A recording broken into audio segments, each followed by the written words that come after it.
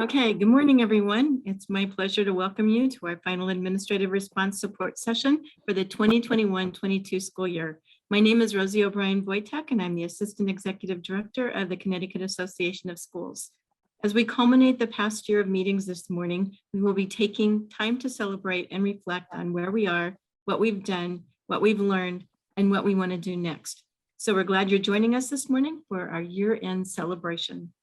Once again, we at CAS are very excited to collaborate with the Office of Early Childhood, the Connecticut State Department of Education, and the Regional Education Service Center's RESC Alliance to support the needs of all of Connecticut's youngest learners, including children with special needs and other vulnerable populations. During each of our monthly sessions this year, you had an opportunity to reflect upon your current practices around specific topics, as well as to dive deeper into each topic and discover effective strategies and techniques based on research and best practices. Today, we will briefly review what we have talked about this year and provide you with the opportunity to share with each other what went well, what you might do differently next time, and your next steps going forward. As we are ending this year and starting to plan for next year, this is a great opportunity to take a deep breath and reflect upon the year that was. There's always so much to consider and think about as we design and implement high quality teaching and learning experiences for our youngest students across the state. So once again, we're really glad you're joining us this morning. Just a couple of quick reminders before we get started. Everyone's been muted to begin with, but once you get into the breakout rooms, please unmute yourself to talk with each other. If possible, please turn your video on, as it's nice to be able to see everyone, especially when we're working in small groups. When we're working as a whole group, please ask questions in the chat or raise your hand with the button at the bottom of the screen to be recognized. Also, please use the chat feature to ask questions, share ideas, and let us know if you experience technical problems during the Zoom meeting, as we will be monitoring the chat. However, when you're in the breakout rooms, the chat feature is only seen by the people in your breakout room. So if you have questions or need help when you're in the breakout room, please use the help button and one of the hosts will respond. This webinar is being recorded, but only during the whole group activities. We're unable to record the small group conversations during the breakout room portion of this webinar. However, the rest of the webinar will be recorded and will be posted for future viewing on the CAS, OEC, CSDE, and RESC websites. So please be sure to share the link to this webinar with your colleagues once it's posted. Also, in case you missed it, on May 24th, 2022, CAS, CSDE, and OEC partnered together to bring you Here They Come, a forum to assist in the transition of young children. Although this convening targeted the transition for kindergarten to first grade, it is appropriate for pre-K through grade 3 and has many resources, techniques, strategies, especially dealing with purposeful play and executive functioning that were shared during the webinar, as well as posted on the CAS website with the recording. The link to the recording and resources is being dropped into the chat now, so be sure to check it out, watch it again, and share this link with your colleagues and friends. Again, I would like to welcome and thank all of you for joining us today. It's now my pleasure to introduce our facilitator and get us started for this continued early childhood administrative response support session. Please join me in welcoming Mary Jo Terranova, Senior Education Specialist at CREC. Take it away, Mary Jo. Thank you, Rosie. It's hard to believe it's June. I was reflecting on all the things we've done at this monthly meeting, and I can say that I learned a lot from all of you as well. So we're really glad to have you back here today. And just to review what we're going to be doing this morning, we're going to celebrate all our accomplishments and all the things that we did this past year. And it was a challenging one. So it's really important to reflect on what did go well. What are you looking forward to next year? And we're going to try and have some fun. And I guess I'm turning it over to Anne Marie now. Hi, good morning, everyone. I just want to welcome Rosie and Mary Jo's welcome and say we're so happy that you were able to join us this year as well as for today. As we move forward in our discussion, we just wanted to review some of the topics that we have covered this year. We will be continuing to hold the administrative responsive support sessions through next year as well, and they'll continue to have a similar format. So this year, in response to the needs that came up throughout the year, we addressed, or we talked about how we are all recovering from the pandemic, the strategies and supports that we put in place, both for staff, adults in buildings, as well as for children. We dove deeper into supporting social emotional learning, shared some resources. We looked at how stress affects brain development as well as behavior in classrooms. Again, sort of in response to both those social emotional learning needs and the stress of the last couple of years, we worked on thinking more deeply about how we can use play to support young children's growth and development, specifically their executive functioning. And last month, we dove deeper into least restrictive environment and had some great conversation about inclusion and what that really means in our schools and how we can create a vision for inclusion within our schools so that young children with IEPs can really feel the benefit from their participation in their early childhood experience. So we did a lot. And again, I want to thank you for all of your contributions and sharing throughout the year, and looking forward to next year after hopefully a break for everyone this summer. I think we're ready to move on to our play. All right. So as Anne Marie said, since a portion of our time together was dedicated to exploring developmentally appropriate practice and the use of purposeful play to provide learning experiences for our little guys, we thought that it would be appropriate to give you all a play-based learning experience and an opportunity to share your new learning with each other. And it's in the form of something that I think we can all relate to, and that is bingo. So I'm going to give everyone a moment to just sort of scan the cards and think about some of the scenarios, remembering that this is a safe space where we learn from one another through our accomplishments and our challenges. And let's have some fun sort of reflecting on the approaches that we've taken and what we've learned from those various challenges that we've approached throughout the school year and learned from one another. And hopefully this is visible to everyone. I'm going to ask that a brave soul volunteer to be the first one to add a star to our bingo card. Can you hear me? Yes, we can hear you, Megan. It's Megan. How did you increase partnerships with families? That's B2. I think one thing we did this year is we had a series of parent sessions with our social worker and our school psychologist. Since COVID, we haven't had a lot of families in and all that. So it was been really nice to get back to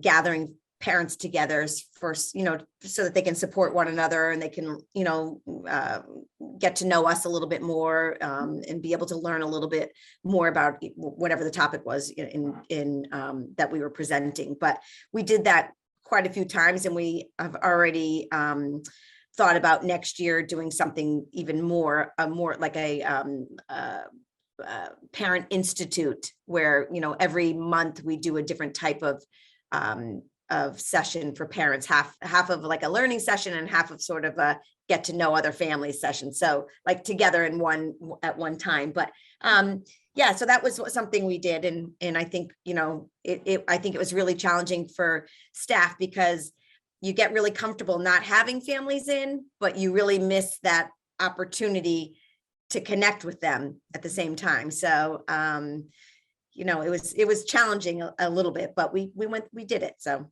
that's it. Thank you so much for sharing that. That's a wonderful strategy for approaching that family engagement piece that COVID really did impact in such a big way. I'm going to add our star to our bingo board. Oops. Oh dear. This might not work the way that I anticipated. So we'll imagine. Yes. Okay. Anyone else ready to share?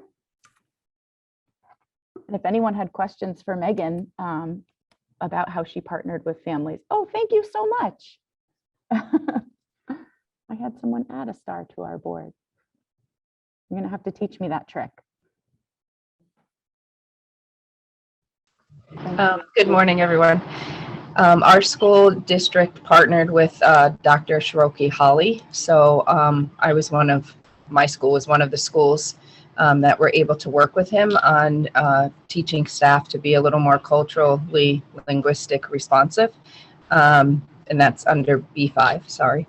And so we learned everything from kindergarten up to 6, along with specialists, coaches. Some of them had one-on-one training from his staff. The rest of us had binder studies. And I just think it was a great professional development in getting teachers to see teaching through a more cultural lens, setting up that way, the language we use when we're disciplining, it's another way of looking at discipline. So it was a great professional development. Thank you, Diana, for sharing. So that was B5. Yes, that was B5. Okay. I'm keeping track for us. Yep. Oops, we got it in the wrong one. Is that right? You said B5? There we go. There we go.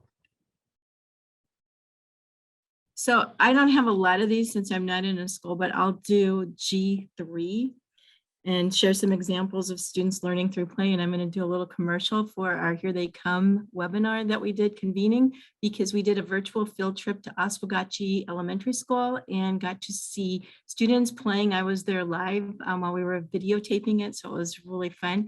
We got to see students playing in 2 different scenarios, one a flower shop and the other one a veterinary clinic. And what was amazing to me was how the students in the flower shop, and also the other one too, but the flower shop had made the flowers, had written all the signs, had made their money.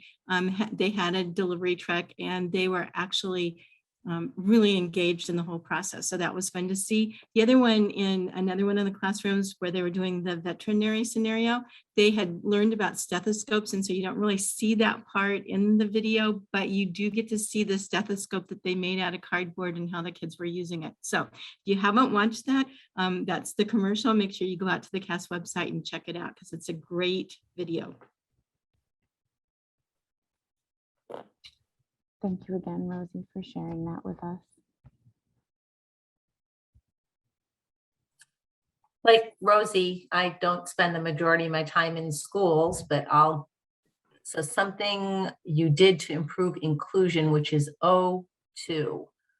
I think many of you know that we took a deeper dive into indicator 6 over the past couple of years, and many districts did action planning to improve their inclusive efforts. And I think another thing the state did was we re-examined our targets. We're waiting to hear back from OSEP for approval of the new targets, but Connecticut, we can always do better, but Connecticut is doing a pretty good job comparatively in the country with regard to inclusion. And I think our focus on our indicators, and just in Connecticut, I think there's that mental model of it's just the right thing to do for kids. Thank you, Andrea. I think that also echoes a lot of the conversation that we had at just our last session about least restrictive environment and helping to support everyone to develop a clearer vision of inclusion and what that can look like in their settings. Would anyone like to add to that conversation if you did participate in our last session together? Or we can select another box on our bingo card. So Jillian, just to go over the rules for this, because I'm thinking people aren't realizing that I think we have prizes, right, for the winner. and I'm thinking that the person who is the last one to fill out the line, whether you're going across or vertical or 4 corners, is a person who will win. So strategically, you may want to look to see where you can put your your comment so you can be a person who might win one of our prizes. Am I correct? Okay, I Well, see. that's motivating enough to me. I hear prize and I'll go. I'm just kidding. I'm happy to share. I've been thinking about all these pieces here. So B1, something new you did to support developmentally appropriate practice. For those of you who might know me, I'm in a new role this year in a new district. I'm actually transitioning out of this role at the end of the year, but I'm happy to just have this opportunity to reflect and think about the positive impact that I have worked with the team to be able to make in early childhood in this district. And one of the things that comes to mind for me is really helping to drive a shift in kindergarten around purposeful play and helping colleagues at the district level to understand how important the kindergarten program is as far as incorporating play and sensory-based activities. And so I've been really a proponent of getting sensory tables into the kindergarten classrooms because those are not available at this time, but I've really been working hard on that and using some of my background to help explain why it's so important for kids to have those opportunities and looking at some of the research together. And also just other play-based activities within the kindergarten program and helping to bridge the pre-K program and the kindergarten program so that they can learn from each other. We're fortunate at the school that I'm at to have one wing that is all the kindergarten and pre-K classrooms. So it's about 10 classrooms altogether. So I really feel and hope that they've been able to learn from each other with a little bit of guidance and support from me and a little bit of advocacy from me at the district level to involve that purposeful play. And they did have some PD recently. I wasn't able to attend it around purposeful play. So I'm really, although I'm leaving the district, I'm looking forward to hearing from those who I will maintain a connection with about how that growth is going to be happening for the kids in Ledyard.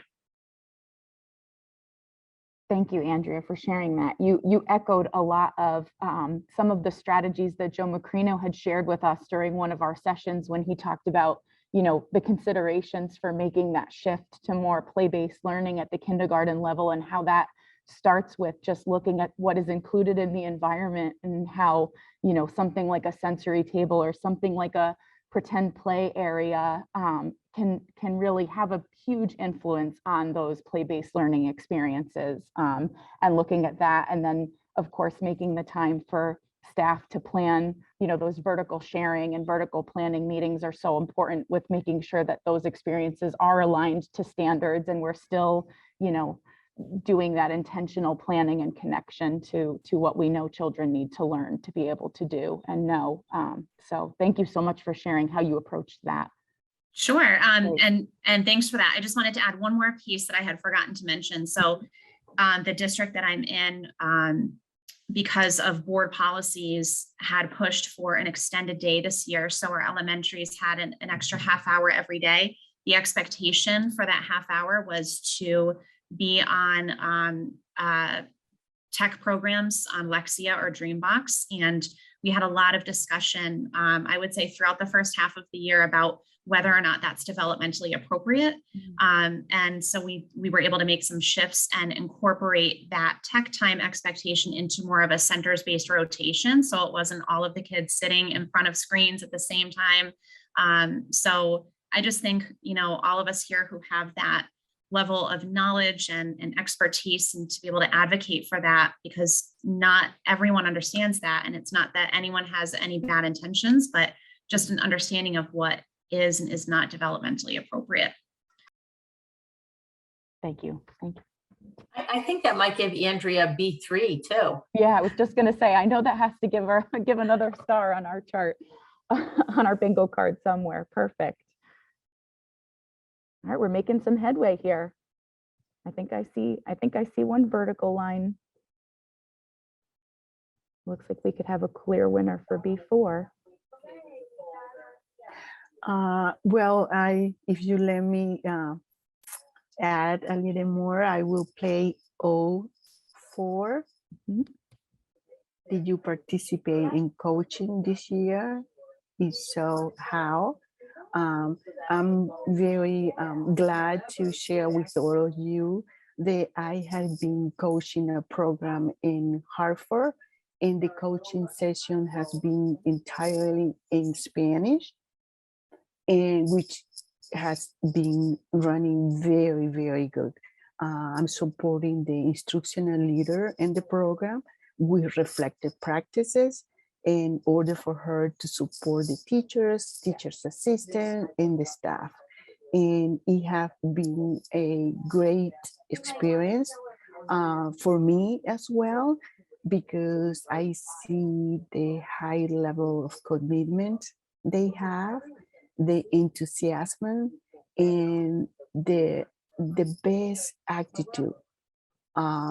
The coaching sessions, like I said before, it has been all in Spanish, and we have been able to support the staff with all the else, the dots, they are already translated into Spanish.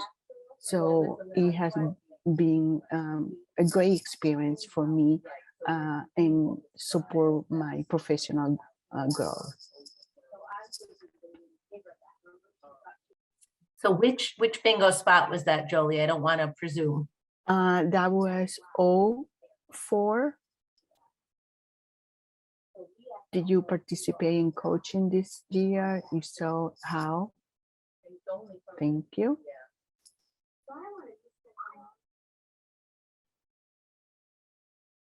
Okay, it looks like we might have a few more opportunities for prize winning. If someone wants to be brave and share a story related to B4. Actually, row 3 is pretty close too. That's true. Well, and I can share something related to 03 as part of my coaching work this school year. I feel like I've had a lot of conversations with teachers about specifically planning for opportunities to develop a lot of the skills that are associated with executive function, and to really see the importance of those skills as foundational to access and participation in learning moving forward. And I think a lot of times teachers tend to address many of these skills very naturally as part of their structure and their environment and their routines that are built into the school day. But I think once teachers have an opportunity to sort of pause and really look at what those skills are that are included in executive function, they really start to see how valuable they are and how connected they are to those later developing social, emotional, and cognitive skills that we're all, more highly focused on supporting for our young students. So I've enjoyed a lot of those conversations. And I think that, coming out of the effects of the pandemic and the stress on families and students, and the lack of experience that was had early on in their little short lives on this planet, it really caused us to pause and think about, what skills really are critical in opening the door to learning for young students. And that was definitely an area where we felt like was the most beneficial place to start. So I would ask a question. Is it okay so this is a rule clarifying question, is it okay for people who've already shared once to pick another one and share again? Absolutely. Okay. I mean, now that there's a prize involved, I probably wouldn't have gone so early. Yeah, and we can change the rules to whatever we want the rules to be. We've learned flexibility. If anything else, that flexibility is the name of the game. Well, I'm pretty competitive. I hate to admit it, but I'm going to go with I3 now that I know that I can talk again. How did you get creative with staffing? That's the last one, right? Yeah. So a few things I was thinking about. So I know I'm very lucky. I'm in Westport, and I'm sure a different world from many other people, but it's our district has during COVID has allowed our paraprofessionals to sub as teachers, and they get a different pay if they step in for a teacher. And I have to tell you, that has been such an incentive for our paraprofessionals who have 4-year degrees. So you have to have a 4-year degree to be able to do that. So it's not my creativity. It's literally money talks. And I think that helped because I had a lot of people that were willing to do that. So that was really great. And I also had, I learned, instead of going around and asking people, would you cover, you know, this, that, I post a schedule on the door of the classroom of the teacher that's going to be out. And I send out an email letting people know that we really need some help. And I feel like what they do is they go to the door and they fill themselves in at different spots when they're available. And it's worked out. I can't tell you, it's like, it was a game changer for me, because I was running around all morning with a schedule trying to, ask people. This way, it's sort of on their terms and they can go, and people are doing it. People are saying, I can give a half hour because I don't have students during that time, or I could give this. So instead of me sort of pressuring them, directly, they know to go to the door of that class. And I haven't had one time where I'm not getting anybody. People will do it because they feel they have more control over what, when they can do it, as opposed, so it just worked out really well doing it that way. That's just a little thing that worked for us.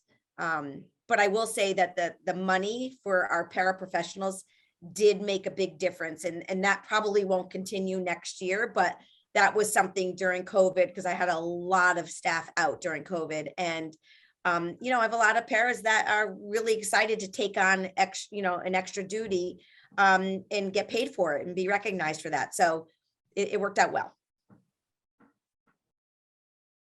I should add, if anyone has any follow-up questions, not to throw Megan out there again, but should anyone have any questions about that, please feel free to unmute yourselves and ask, or drop something in the chat. We definitely want to, that sounds like a very unique way to approach a challenge that I think a lot of people experienced this year. So thank you, Megan, for sharing that with us. And Megan is our first winner, so. I'm sorry, I am competitive. I hate to admit that. No, I think that's great. And my suggestion is that we keep going and we go for the first three winners. So just keep the stars going, and Right. let's see how much farther we can go and go for 3 winners. Let the competition begin. And I see some people that I've worked with for a long time, and I know they're competitive. So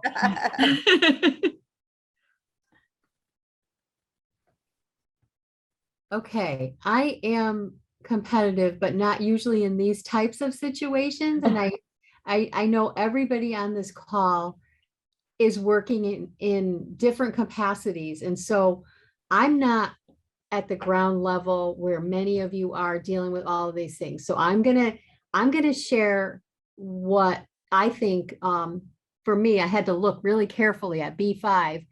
Or no, not B5, sorry, it was about sensory regulation, B4. B4. So I'm not going to be able to tell you that we had a direct impact on students yet, but what I am going to share is all of these sessions and some of the other early childhood sessions have really helped me as one of the co-chairs of my early childhood task force district-wide committee. And so who's on that is kindergarten and first grade teachers, myself, the superintendent, the reading consultant. So there's this large group, the preschool teachers, large group that was really working to expand our early childhood, expand and further develop our early childhood programming. And the pandemic kind of took us, we had to stop where we were. So this year we've really taken a real fast track. And the reason I picked sensory regulation is because our work over the course of this year and an event that's happening in our district where we have a shortage of space at our elementary level has kind of forced us to look at things in a different way. And our occupational therapists are amazing in our district. And we have always had this sacred spot, one good sized classroom with all kinds of sensory things in it, and an amazingly large group of students who required that. So what we're doing is, because of space, we had to make some changes. And I think it ended up being a good thing because, you know, I've always wanted us to have what someone else shared, like the sensory table in the kindergarten classrooms or a sensory area. So out of our space concerns, a different look at the way we're handling sensory regulation in our district. And that is one of our recommendations, is that we're going to either have a sensory table or a sensory space, a space inside the classrooms, so that we're not having kids leave the classroom, go to another classroom, fight for the time that they can be in there. And it coincides with all the work we're doing in our early childhood task force on understanding early learning, understanding centers, understanding play-based learning, understanding all of those things. So we've got some buy-in, we've got a space issue. So we're going to have a indoor and outdoor sensory hallway, a sensory hallway inside and outside, a very small space for potentially some more significant sensory needs, and then implement, at least in our kindergarten, some level of a space in the classroom where students are able to take advantage of the things that they need during the day. So it's not exclusionary, it's very inclusionary. So that's kind of, all of this kind of came together, and some of it was negative and some of it was positive, but I think the work of all of the early childhood work this year that I've been able to participate in really helped me be able to have a strong voice at the table to support our youngest learners. So thank you.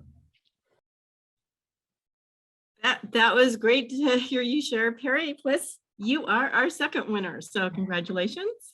And let's see who is going to be our third winner.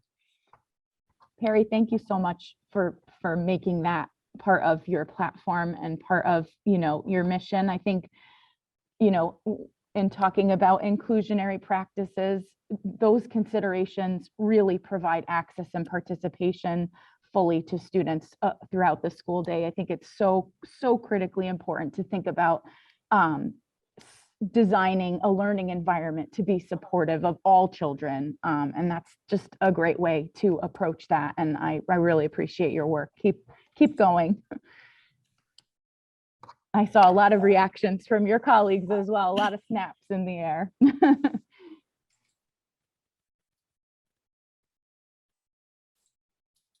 I think Gina has her hand raised. Oh, it's not Gina, it's Amy. So I just recently became the director of special education in Brookfield. And so Gina's name is coming up. I have to fix that. Sorry about that.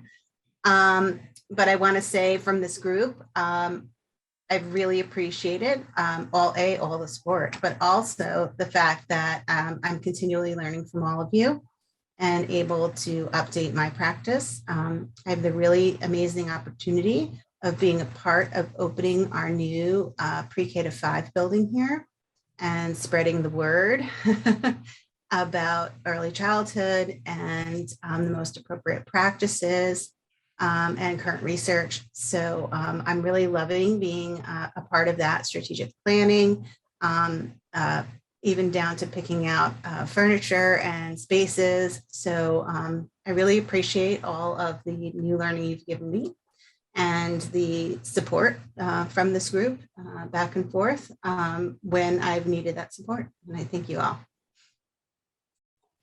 Was there a particular spot in the bingo card that went, Amy? I'm not sure. I think that would count as O1. Let's see. Yeah. All right. Looks like we would have a clear winner with 05. If anyone would like to share how you supported teachers' emotional needs this year, I know there was a lot of that happening across our state this year. Deanna? I guess I'll share. I'm not competitive, but maybe just a little. Some of the things we did at my school this year to right off the bat, we realized the emotional drain of the teacher. So my assistant and I came up with a year-long kind of push to get them through month by month. We broke it down for them, so we had something fun going on every month. One month we had a bingo game similar to this, an entire huge bulletin board, and every time they did something, whether it was addressing children developmentally, they got to put their name up. Greeting students at the door when they came in, they got to put their name up. Covering a classroom to support a colleague, we put their name, they got to put their name up. So that was one month. Another month we did a character find. So everybody had a different card, private card in their mailboxes one morning, and they had to spend the day walking around looking for their match. So it was like Minnie and Mickey and Donald Duck and Daffy and Lucy and Desi Arnaz, which some of them became very tricky because some of the staff was young. So we were running out of couples. So we got creative, but that made it tricky for the younger educators who didn't even know some of the people we chose. But every month we tried to honor them and build their spirits. So it was fun for everyone to participate. I think that was, what did I say what that was? Yeah. Yep, Oh, you're our third winner. Congratulations. Yay. Hooray. Thank you to everyone who participated. So our winners are Megan Clark, Perry, and Diana. If you wouldn't mind putting your email addresses into the chat, and we will email your Starbucks or Dunkin' Donuts, whatever pick your poison. Whatever your preference is, we'll make sure that you get a gift card in your inbox. So thank you so much for sharing how you approached a very unique school year and a lot of challenges, and kudos to all of your work and helping progress forward this school year, and thank you for sharing your accomplishments with your colleagues as well. Thank you. All right, I'm going to turn it over to Jolie. Thanks, Jillian. So as we continue our conversation and reflection, and with the new school year on the horizon, we want to invite you to reflect and to look at what are you most looking forward for the next school year. So we probably, I don't know, Julian, what we have decided. We're going to do it in breakout rooms, or we're going to stay in the big room and open conversation. I'm sorry, Jolie, I was writing everyone's email addresses down. Oh, I'm sorry. No, are we going to stay in the big group? Or I think we can share. Yeah? I think we feel Okay. comfortable sharing together, if that's all right with everyone. Yep. Okay. So what is that you are looking forward for the next school year? What is that you are motivated for the next school year? Anybody can open their microphone and share with us. I'm going to share for this one, Jolie, only because this is also something I'd like to get out there to the districts. But after 2 years of prepping, we are beginning to start a cross-endorsement certification program for teachers of the blind and visually impaired. So I have 7 special ed teachers starting in the cohort, and will be certified teachers, and they're learning a lot about CVI, and we have a lot of kids in the early childhood world that are coming in with cortical vision impairment. So I'll have some teachers out there that'll know some about it, and we'll also be creating a module in case anybody wants to learn more about CVI specifically, aside from getting a certification. So that's something I'm really excited to do, because we have a lot of BESB teachers retiring at the end of the year this year. Thank you, Mary Jo. I'm sorry, that sounds exciting, no? That after 2 years of hard work, You can Mhm. see it. Finding staff to hire was the hardest part. Yeah. Mhm. Um, My sister's involved in a TVI program right now through UMass. So you have another one coming your way, sort of, Mary Jo. Another one added to the ranks. Somebody else who want to share with us in this group? Okay, so I'm guessing you don't have anything to look forward for next school year. Just a break. I think everyone's Just a looking break, forward to a break, and a well-deserved one at that. a vacation. I hope. I have a question, Julie. Are you talking about play for next year, like continuing this conversation? Okay, because I would love, since we're going to try to move forward with my kindergarten teachers with portions of this, as it's new to all of us, I mean, maybe a month to month kind of expectation of what should be happening each month to prepare the teachers, to support the teachers. And it could include, I think what I struggle with is, as an administrator, how can I support them best? I'm trying to relay what I'm learning every time through these sessions to my staff, and not just the K teachers, but everyone that will be involved, the coaches, my PPS staff. It's going to be all hands on deck to support this, but I want to make sure I'm not missing anything. And maybe, like, for the month of August, September, what are some things that, even if I'm behind, if it's too late, we can still just make sure those things are happening, even if we're a month behind. Or does that make sense? Kind of just like a guide. Yeah, absolutely, Diana. Did you attend our session with Joe Macrino on purposeful play? Were you a part of those sessions? I was, Yeah. and they were wonderful. But I often would then, as I find, as I'm presenting it to my staff, a lot of questions are coming up as far as, like, just starting it off, really, even. Right. The training, the expectations from the students, the materials, all that stuff. He did share like sort of his 9 steps, I believe, his 9 steps to sort of approaching that. Did you receive that resource from? I do. I have that. Good. Okay. I have that. But I was thinking of more conversation about that. Yeah, and just like, how did the first month go? What are some things that you stumbled with? What could we do? Just, I guess, this, looking for a support group. I don't know what I'm looking for, but just more conversation, probably. Yeah, thank you for sharing that, because that also informs sort of our planning for this time. And if we find that that's, a need across, districts, then that's certainly something that we will add to our work plan moving forward too, knowing that, that support is sought out. So thank you for sharing that. Anybody else want to share what they're looking forward for next year? Well, I will share. I'm looking forward to retirement. And I know that most people don't want to hear that, but I am very excited. My husband's retiring. Oh, well, okay. And so I'm excited about that.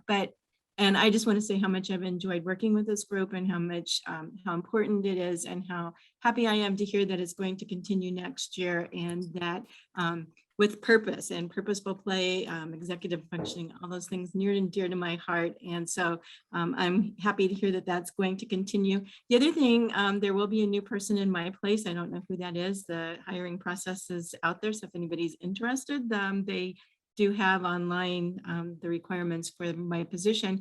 But at the same time, they're moving to more of a focus from when I left. So the person that will take over from me will be early childhood and elementary, where I was elementary and middle level, and really got involved with early childhood, pushing it. And so one of the things I'm really excited about is that person coming in that will spend half their time doing early childhood, the other half elementary, which overlaps. One of the things that before I leave, I would really like to get up and running is, we've had an early childhood CAS committee in the past. And if I went and looked at it with Joe Macrino, because he's the chair of the elementary board at CAS. Diana's on that board. And so one of the things that I'm really excited about is trying to get the early childhood CAS group going. So again, if you are an administrator and you're interested in early childhood and would like to serve on that, just email me. I'll put my email in the chat in just a minute. And let me know, and I will definitely add you to the roster, because I know that that's something that's near and dear to Joe Macrino's heart, as far as being the chairperson for the elementary board. I know that the whole elementary board is really into this and wants to start doing advocacy for universal pre-K, as well as hopefully changing the date for entry for kindergarten, both of which go hand in hand, and anything else that they can do to help support early childhood. So again, I just wanted to put that out if you're interested in that, and just say thank you for the opportunity to work with all of you. And it's been great. And I guess this is probably the appropriate time for me to also say that I will be retiring at the end of the year as well. Rosie, we have so appreciated working with CAS and having such a strong relationship between the RESTs and SDE and OEC and CAS, and you have been an amazing partner. I just want everybody to know that these sessions, as Anne Marie mentioned at the beginning, continue on the work plan for next year, being funded through 619 Part B. So they're always going to have a thread running through them about young children with special needs. And I will still be floating around in the background a little bit until they hire somebody at SDE. But I would just encourage all of you to keep doing the wonderful work that you're doing. This group, I have been so impressed that we have people that come every single month and have these really robust conversations. And as a result, we're seeing changes in districts. Some, necessity is the mother of invention. We've had to make changes because of COVID, and some just because people have shifted mental models. I don't think anybody here came here needing that shift, but I think that these sessions have given a lot of tools to bring back to your districts to help you advocate. And so we really do appreciate all that you're doing. And it's just been my absolute pleasure to work with this group. I can't say enough about just sort of the strength in this group. And what is it, the Margaret Mead saying that never doubt a small group of motivated individuals, they can change the world. You guys are that group. Well, did you get my text, Jillian? I mean, I sent you a message in the chat, so I didn't. I'm sorry. I'm disabled from sharing. Okay. I am going to drop a couple of kudo boards. We wanted to make sure that we made space to recognize Rosie and Andrea's retirement. Thank you so much for your leadership and your guidance in this work, and you will be missed. So I hope that you are able to click the links that were just shared in the chat to see some special messages for both of you from your colleagues. And if anyone would like to contribute to either of those kudo boards, there is one for Andrea and one for Rosie also. So we hope that we can express our appreciation for all of the work that you've done to support us this year. And speaking from a new person, I've been so honored to join this group of amazingly talented colleagues and be a part of this work.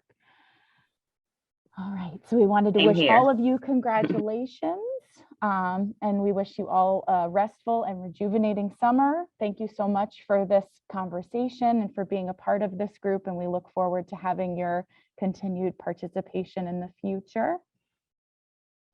Mary Jo or Anne Marie, did you want to say anything more?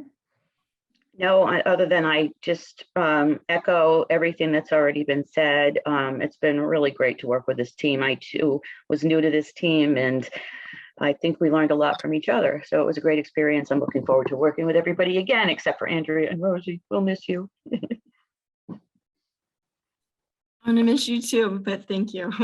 I'm still around. I'm not leaving the state. I'm still going to be here. And like I told Joe and the elementary board, if they need me for anything for advocating for early childhood, I'm here. So it's my passion, and I'm excited to keep working. I always tell people that, and my mom, if she was alive, would tell you exactly the same thing, because I was always volunteering her, and I volunteer my husband, but I'm probably the best volunteer in the whole world and get myself in trouble all the time, but I'm still going to be around. So contact me.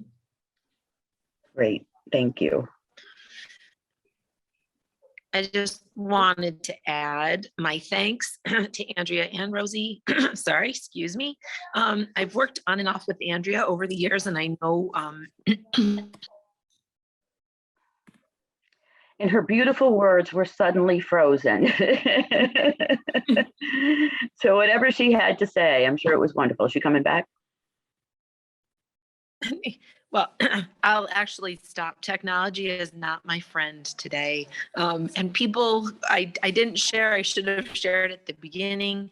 EastCon has had a significant issue with some malware attacks. So I'm on my phone. So I haven't been able to participate very well today, but just wanted to say thank you to both Rosie and Andrea for their commitment to our childhood. And I also would like to say thank you to all of you for participating during this year. And thanks to Andrea and Rosie as a new member of the team. I really feel very blessed to be working with all of you. You really have helped me to understand a little more of my role, changing every day, and also with my professional growth. So I feel very, very lucky to be in the team. Thanks. All right, thank you all for joining us this morning. I know it wasn't easy to make this time at the end of the school year. So we again appreciate you completing just a reflection survey. Again, your feedback informs our planning even for the coming school year. So if you wouldn't mind just taking a moment, I will drop, if I can move my 100 windows that are open on my desktop, I will drop a link in the chat also, just in case the QR code gives you any trouble. But thank you again for taking out time and for sharing your accomplishments with your colleagues this morning. It was so nice to hear. And thank you for your bravery, and look out for your prizes that are coming in your emails. So enjoy a latte on us, and make sure that you take time to put your feet up and rest and recharge, because it was certainly a demanding year to say the least. So, but you did it. So congratulations to all of you.